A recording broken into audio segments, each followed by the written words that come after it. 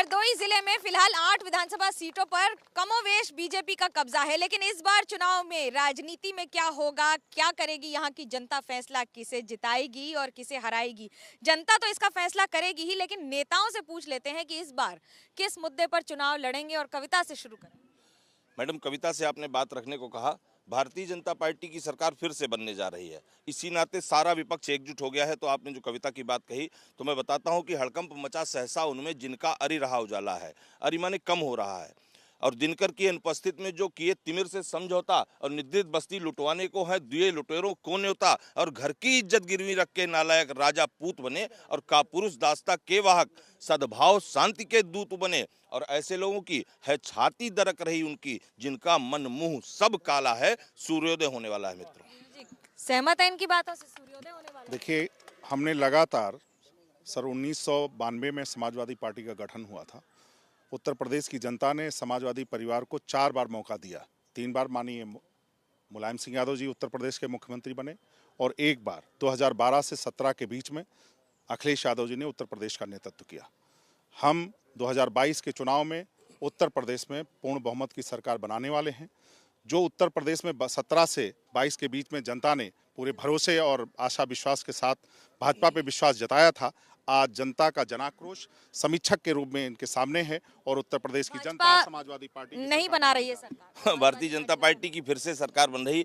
सपा, बसपा, कांग्रेस सबने सरकारें बनाई, लेकिन किसी भी सरकार की यहाँ पर तमाम जनता है, पूछे कोई एक उपलब्धि बता पाए। आज आप कहीं पर भी चली जाइए, भारतीय जनता पार्टी की उपलब्धियां, सरकार की उपलब्धियां जनता तक सीधे पहुंच रही है। भाजपा की सबसे बड़ी उपलब्धि क्या है आपको पता है? ऑक्सीजन की कमी से लाखों लोगों की मृत्यु हुई, ये सबसे बड़ी उपलब्धि है। भाजपा की उपलब्धि क्या है? महंगी शिक्षा हो गई, ये सबसे बड़ी उपलब्धि है।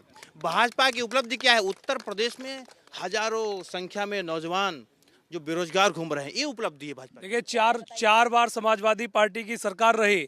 स्वास्थ्य व्यवस्था अगर बेहतर होती तो कोरोना काल में हम लोगों को नहीं झेलना पड़ता। आपकी जिम्मेदारी है। ऑक्सीजन की कमी से सबसे पहले योगी आदित्यनाथ माननीय मुख्यमंत्री उत्तर प्रदेश के हैं। ऑक्सीजन की कमी से बच्चे सबसे पहले वही मरे थे।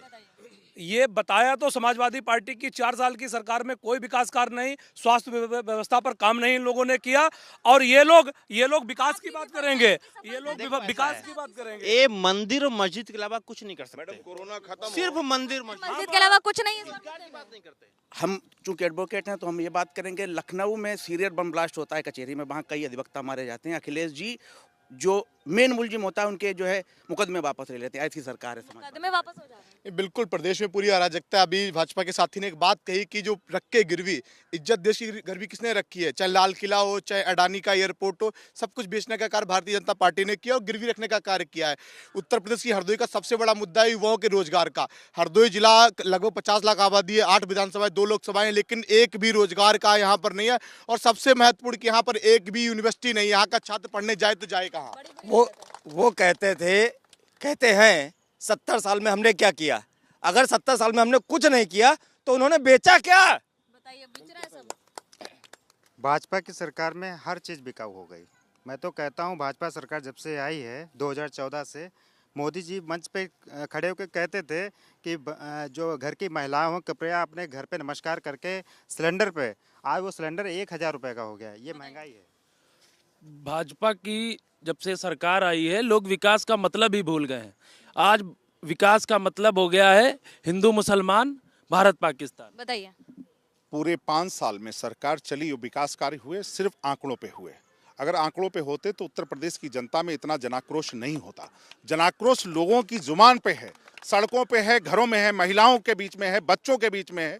सारे, ऐसा कोई समाज का तबका नहीं है जो इस सरकार जनाक्रोश। आप बड़े भाई हैं हमारे, बहुत आदरणीय है, लेकिन आप जनता के बीच में जाइए, जनता मोदी मोदी चिल्ला रही है। आज सरकार की योजनाओं का सीधा लाभ पहुंच रहा है, हर वर्ग को राशन मिल रहा है, हर वर्ग के व्यक्ति को उसके खाते में पैसे मिला। चुनावी किसान सम्मान निधि का चुनाव के समय ये राशन वितरण का, मतदाताओं को भ्रमित करने का, मतदाताओं मतदाताओं को भेजते भ्रमित हैं। करने वो कहते थे हम 1 रुपया भेजते थे। वो राजीव गांधी जी कहते थे कांग्रेस कहाँ है? इस मुल्क में है आवाजें दो, इस मुल्क में है आवाजें दो। मैं भाजपा के साथियों के लिए कहना चाहूंगा, इस मुल्क में है आवाजें दो, एक उनकी एक हमारी। वो कहते हैं खून बहता है बहने दो, हम कहते हैं जियो और जीने दो। वो कहते हैं तीर रहे त्रिशूल रहे तलवार रहे, वो कहते हैं तीर रहे त्रिशूल रहे तलवार रहे, हम कहते हैं भाई भाई में प्यार रहे। इस मुल्क में है आवाजें दो, एक इनकी एक हमारी। ये केवल बांटने की राजनीति करते हैं, ये केवल भाई को भाई से लड़ना होती है। हम बता तो रहे, जब भारतीय जनता पार्टी की बात होती है तब केवल विकास की बात होती है, समाजवादी पार्टी की बात होती है, कब्रिस्तान की बात, पंजाब कब्रिस्तान और नमाज की बात होती है। टोपी जेब में लेके घूमते हैं, मंदिर पहुंचेंगे तिलक लगाएंगे, बाहर निकलेंगे टोपी लगाएंगे, ये इन लोगों का चरित्र है। टोपी लगानी की बात करते हैं, समाज को बांटने का काम समाजवादी पार्टी या कांग्रेस पार्टी नहीं करती। हम सब लोग समाज के सारे वर्ग के लोगों को ले चलने का काम करते हैं और कांग्रेस के कार्यकाल में भी विकास हुआ है और समाजवादी पार्टी के कार्यकाल में विकास। सावरकर जी ने कहा था, सावरकर जी ने एक बार कहा था, जिस दिन हिंदू एकजुट हो गया उस दिन देश के नेता ऊपर जनेऊ पहनेंगे। आज स्थिति आ गई, अब हिंदू मुस्लिम पर ही चुनाव लड़ा जाएगा। हम बिल्कुल मंदिर पर चुनाव नहीं लड़ रहे हैं, मंदिर तो हमारे एजेंडे में था। भारतीय जनता पार्टी की सरकार में ही राम मंदिर का निर्माण हुआ, यही लोग पूछ रहे थे मंदिर कब बनाएंगे। मंदिर हमने बना जब भी डिस्कशन करते हैं, इनके डिस्कशन में हिंदू मुसलमान और पाकिस्तान और राम मंदिर आ जाता है। आप देखिए इनके शब्दों में, हिंदू है, इनके डिस्कशन में केवल और केवल कब्रिस्तान है, इनके में हिजाब है, नकाब है। आम आदमी पार्टी आपने दुर्भाग्य अपने कहा था कि हमें यहाँ पे कविता शुरुआत करनी है, लेकिन यहाँ शुरुआती जुमले से हुई है। ये जो भारतीय जनता पार्टी है, भारतीय जुमला पार्टी है। आपने कह दिया कि कविता शुरुआत करिए, इन्होंने शुरुआती जुमला से कर दी। तो आप ये बताइए क्या जुमला। देखिए, उत्तर प्रदेश के लोग फोन और लैपटॉप की बात कर रहे थे योगी जी कि इंटर पास बच्चों को लैपटॉप और फोन देने का काम करेंगे। अखिलेश जी ने लैपटॉप देने का काम किया है, इन्होंने क्या किया? ये जुमला वाले लोग हैं, ये कुछ नहीं कर पाएंगे। लैपटॉप हमने बांटा, लैपटॉप अखिलेश यादव ने बांटा, बीजेपी ने कुछ नहीं। मैडम, पोखर में जन्मे जो बगुले, पोखर ही प्रवास है जिनका, और हंस न कहीं प्रतिष्ठा पाए, सामूहिक प्रयास है इनका। ये सब लोग मिल करके भाजपा को रोक रहे हैं, जो भाजपा समाज के सारे वर्गों के लिए है।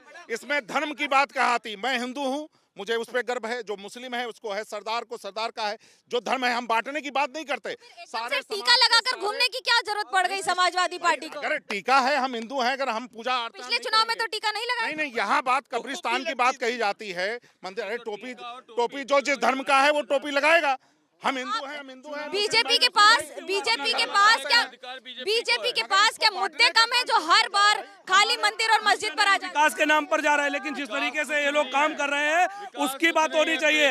आज महिलाएं सुरक्षित है, कानून व्यवस्था प्रदेश में लागू है। पूरा उत्तर प्रदेश, पूरा भारत देश इन्होंने बेच लिया है, और अगली पंचवर्षीय में जो रह गया है वो भी ये बीजेपी के लोग बेच ले। विधानसभा की अगर बात की जाए, 40 साल से एक परिवार का साम्राज्य यहाँ स्थापित करने की बात की जा रही।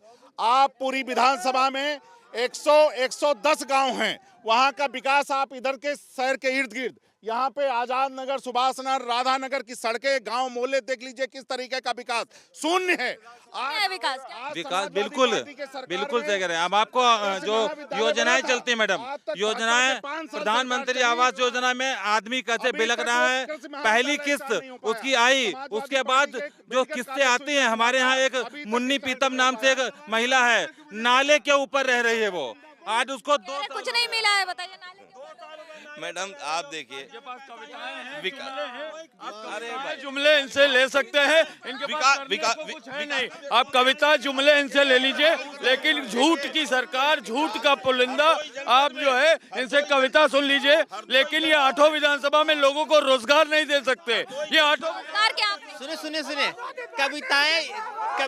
कविताएं इसलिए कर रहे हैं कि योगी जी मठबे जाने वाले हैं, जनता इन्हें मठबे भेज देगी, गाने बजाने के अलावा इनके पास कुछ बचेगा नहीं। अरे मोदी जी को गाने बजाने की जरूरत पड़ेगी, इसी के लिए इनके पास गाने बजाने वाले मजबूत लोग हैं। आप देख सकते हैं कविता से हमारे पास है ना, तो गाने बजाने वाला भी तो एक वर्ग होता है, वो भी हमारे पास में। हमारे अर्जुन बुलबुल का, हमारे पास विकास के लोग, विकास करने वाले लोग हैं, राष्ट्रगान गाने वाले लोग हैं, और इनके फहराते हैं, आरएसएस का झंडा फहराते हैं। नहीं, राष्ट्रवाद का ठेका क्या सिर्फ एक पार्टी के लोग हैं?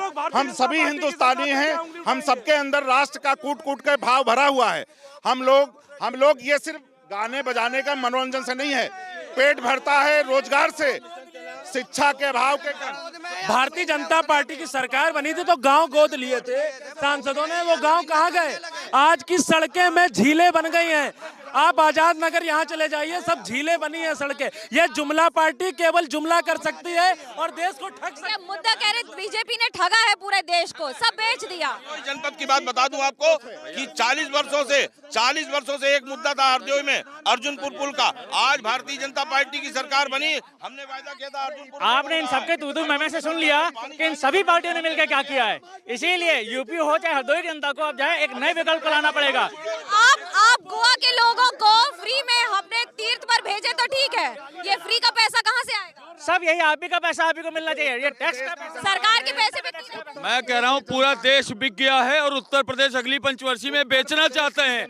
हरदोई के लोग मैडम इतने धोखेबाज लोग हैं, एक कहते हैं जो राम को लाए उनको लाएंगे, राम को ये ला सकते हैं? भगवान मर्यादा पुरुषोत्तम राम को ये ला सकते हैं? इनके जीजा जी जमीन के बेच कर खा गए, ये देश बेचने की बात करते हैं। समाज जितने एक पुल की केवल भ्रष्टाचार पसंद है, गुंडाराज पसंद है, बलात्कार पसंद है। यहाँ पे पूरे हिंदुस्तान को जुमलों के आधार पर ठगा गया और यहाँ हरदोई में एक व्यक्ति ने पूरे हरदोई को अपमानित किया। महाराजगंज में प्रधानमंत्री जी बोल रहे हैं कि जो विपक्ष है वो कोरोना वायरस के लिए जिम्मेदार हो रहा है, वो वैक्सीन नहीं लगने दे रहा है, लेकिन सत्यता है प्रयोगशालाएं तो माध्यम से कहना चाहता हूँ, आज लोग हाथरस, उन्नाव और शाहजहांपुर भूल रहे हैं। उन्नाव की हाथरस की वो बेटी जिसकी रात को बिना पुलिस की मौजूदगी में, परिवार वाले नहीं थे वहाँ पे, उनको जला दिया गया। जवाब दीजिए। अपना काम किया, सारी गिरफ्तारियां हुई, ये लोग लाशों पर राजनीति करते हैं, कानून ने अपना काम किया।